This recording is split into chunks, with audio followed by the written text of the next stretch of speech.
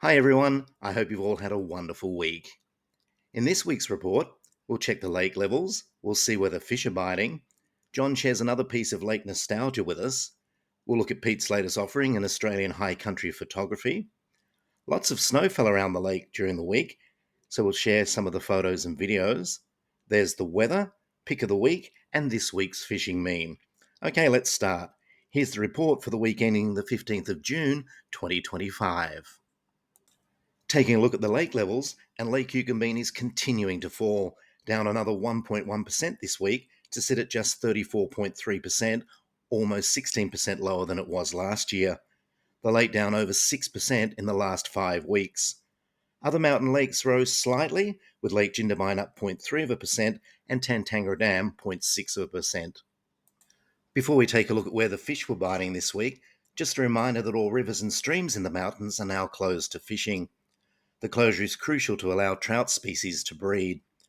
Lakes and dams remain open year-round, including Lakes Yucumbene and Jindabyne, and Tantangara and Talbingo dams. Trout fishing in rivers and streams will reopen on Saturday the 4th of October 2025. Only the brave, or is that crazy, were out and about fishing this week as the winter weather really set in. Wind, rain and snow making tough conditions. Those who embraced the elements were rewarded with some great fish.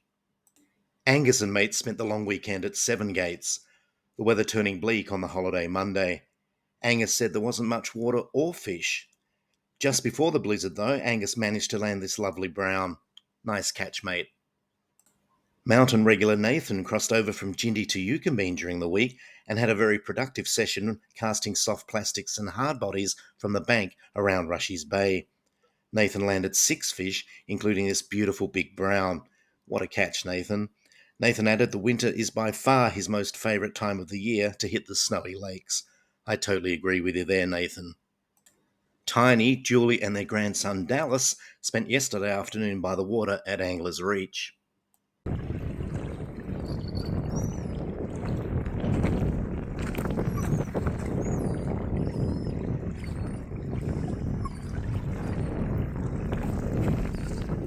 Faster than that.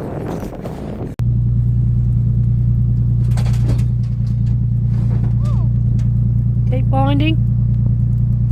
Oh, did you snag it? Keep winding. Although they didn't catch a fish this time, they had a wonderful afternoon. Thanks for posting the pics and videos, Julie, and make sure you listen to Pop Tiny, Dallas, and you'll always catch fish. Top bloke and Lake Yucumbene regular Nate Smith, along with his good mates Benny and Mark, were also up at the lake on Saturday enjoying the winter sunshine. As always, Nate knew where to find the fish, including this lovely brown. Nate said the fish were caught trolling wing lures, pretty much anything in the lime green colour, at about 50 feet or 15 metres of water. Thanks for posting the pics and report, Nate, and I'm glad you all had such a great day. We saw Andy's great catches in last week's report, so it's good to see them going into the smoker. Andy is new to smoking trout, so posted this pic to the Lake Yucumbene Facebook group asking others how they did it. There were lots of helpful and some funny replies to Andy's post. In general, people recommended brining trout before cooking using a mixture of salt, brown sugar, and spices. Some prefer filleting, while others cook whole. Smoking times vary, but 2 to 4 hours seem to be common. Cooked trout typically last for 7 days in the fridge, with the best quality in the first 3 days. I hope all the tips helped Andy.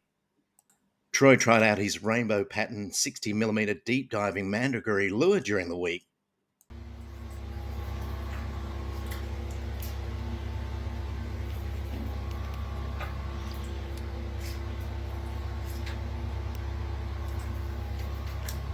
Tony makes the lures, which are named after the creek that flows through his hometown of Eugowra in New South Wales.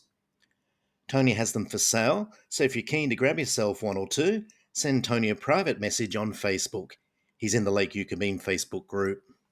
Last week, John posted a great pic of a letter and 40-cent cheque he received in 1970 from New South Wales Fisheries after he sent a tag he removed from a fish he'd caught. It was fascinating.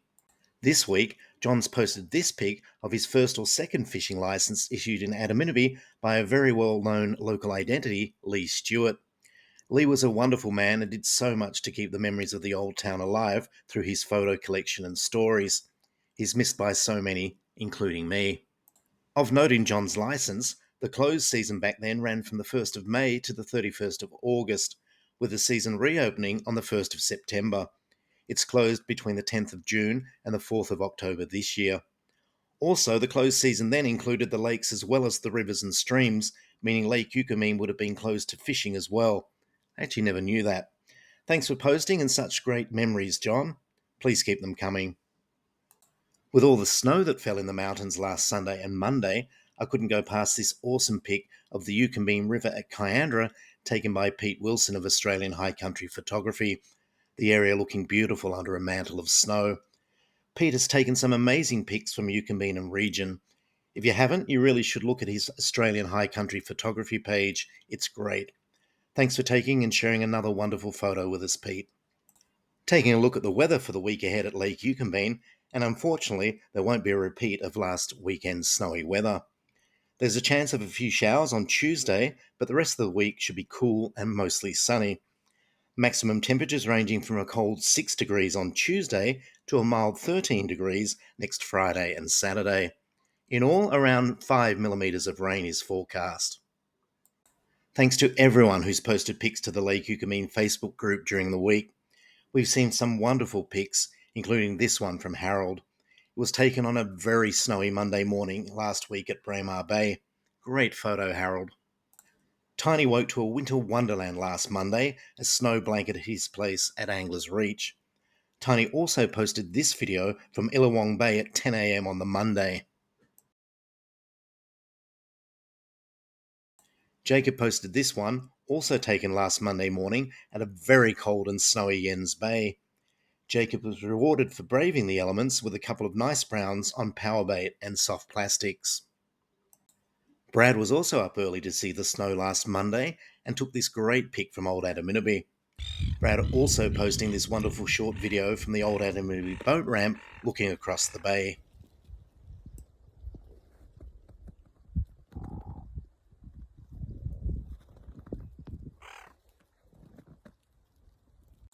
Denny was at Braemar Bay on the snowy Monday and took this lovely pic.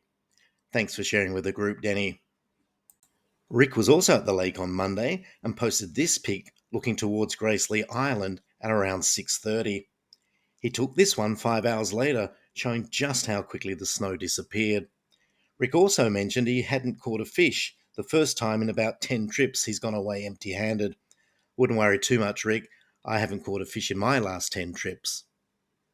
Also posting some before and after pics this week was Junior Boyle. Junior took this pic at Frying Pan on Monday the 2nd of June, this one week later, Monday the 9th of June.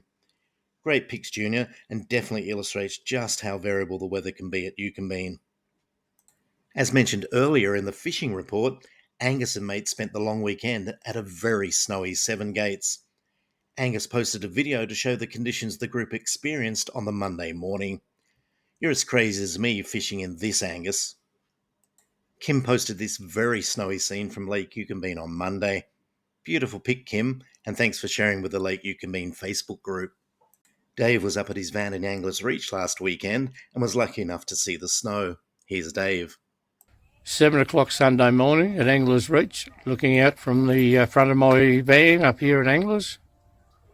Lovely. Snowing. Quite a pretty sight. But I don't think it's time to go fishing. I think it's time to pack up and go home to Wagga.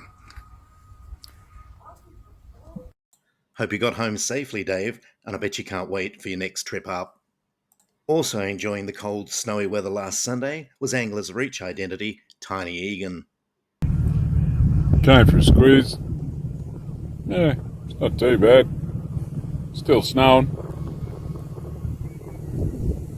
It's only about, I think it's -3. Anyway, see what happens. Nice video, Tiny, but you won't catch a trout from the ute, mate. For pick of the week, I've gone with this beautiful photo taken by Brad. It shows the ruins of St. Mary's Catholic Church at Old Adaminaby covered in the snow this week. The original church was relocated from here to the new town in 1957 to make way for the rising waters of Lake Yucumbene. The church burnt down in 2006 and was rebuilt on the same site in 2010. Thanks for a great photo, Brad. Like me, you've probably all been seeing a range of funny Lego memes popping up in your Facebook and Instagram feeds. So this week, I've gone with this fishing related one. Didn't catch any fish, Lego man. Well, I think that one's been specially made for me. Well, that's the report for this week. Hope you found it useful. As always, I'm happy to take on any feedback or suggestions. And don't forget, if you're looking for more information on Lake Yucumbene, check out the social media channels. There's the website, Facebook, Instagram, and YouTube. And please don't forget to like and subscribe, and you'll be notified whenever I put new videos up. Have a great week, everyone. Stay safe, tight lines, and bye for now.